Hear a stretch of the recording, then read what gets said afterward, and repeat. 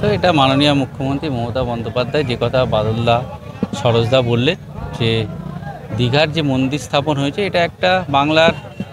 মানে সামাজিকভাবে বাংলার একটা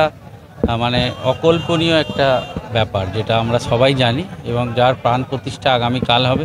এবং পরশুদিন মন্দিরের উদ্বোধন হবে। সেই উপলক্ষে আমরা বসিরহাটের প্রতিটা মানুষকে জানাতে চাই যে মমতা বন্দ্যোপাধ্যায়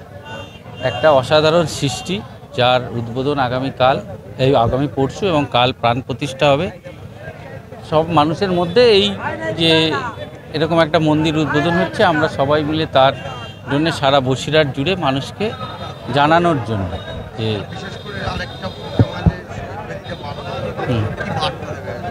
ওইটা তো খুব দুঃখজনক, মানে প্রায় ২৬ জন মানুষের মৃত্যু, ওরকম